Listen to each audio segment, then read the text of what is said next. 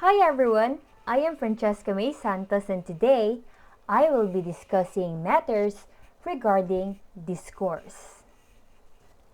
So what is discourse?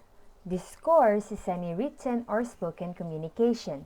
Verbal communication involves the words you say. Meanwhile, non-verbal communication involves how you say them, your tone of voice, your facial expression, your body language, and so forth. Well, discourse can also be described as the expression of thought through language. While discourse can refer to the smallest act of communication, the analysis can be quite complex, and later we will know why and how so. You see, the word discourse comes from the Latin word discursus, which means running to and fro. The definition of discourse thus comes from this physical act of transferring information to and fro, which is exactly the way a runner might. While every act of communication can count as an example of discourse, some scholars have broken discourse down into four primary types: argument, narration, description, and exposition.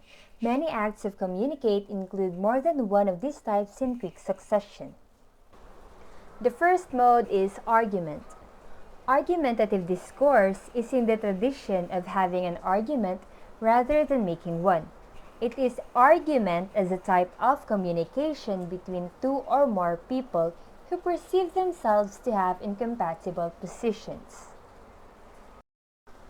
Next, we have narrative discourse. It is an account of events usually in the past that employs verbs of speech, motion, and action to describe a series of events that are contingent one on another and that typically focuses on one or more performers of actions.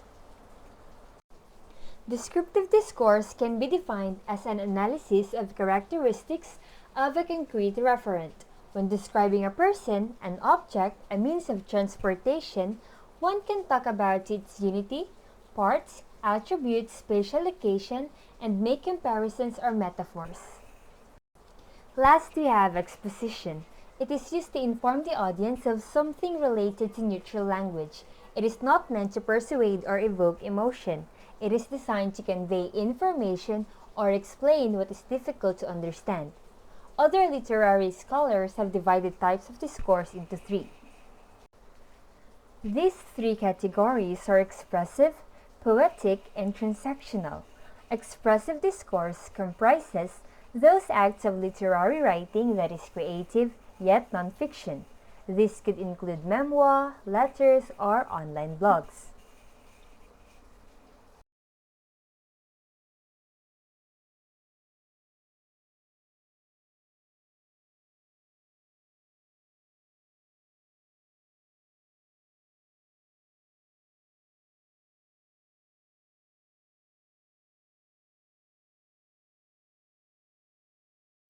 Poetic discourse comprises creative fictional writing. Poetic discourse includes novels, poems, and drama. This type of work often prioritizes emotion, imagery, theme, and character development, as well as the use of literary devices like metaphor and symbolism. Last, we have transactional. Transactional discourse is used to propel something into action, such as advertising, motivating a customer to buy, or showing a customer how to use a product via a manual. This type of discourse generally does not rely so much on literary devices. The significance of discourse in literature. Literature is one of the primary ways of maintaining a record of discourse and creating new ways of understanding the world. By reading texts from other cultures and other time periods, we are better able to understand the way in which the authors of those texts thought. Written above is Macbeth by William Shakespeare, an example of the significance of discourse in literature.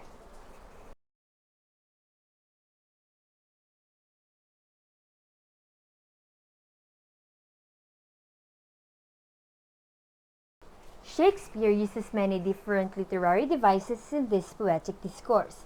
such as repetition in tomorrow and tomorrow and tomorrow, as well as imagery and metaphor. The function of this passage is primarily to make the audience feel strong emotion, even catharsis, as Macbeth thinks about what could have been.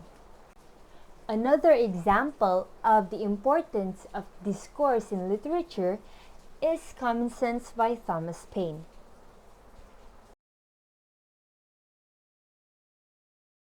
Thomas Paine relies mostly on the discourse of argument, but also calls on the emotions of his readers in this passage by asking them to think of how much territory is at stake. Paine uses literary devices such as imagery and simile, as well in invoking the image of the colonies as a young oak. Last example of showing the importance of discourse in literature is the Diary of Anne Frank, written by Anne Frank herself. Anne Frank's diary is one of the most popular examples of expressive discourse. Anne Frank was in hiding during World War II for many years in an annex in Amsterdam and spent her time recording her emotions and thoughts in her diary, which she called Kitty. We can see that the entries are non-fiction, that is, she truly lived them, but they are creative and expressive all the same. The four modes of discourse are argument, narration, description, and exposition.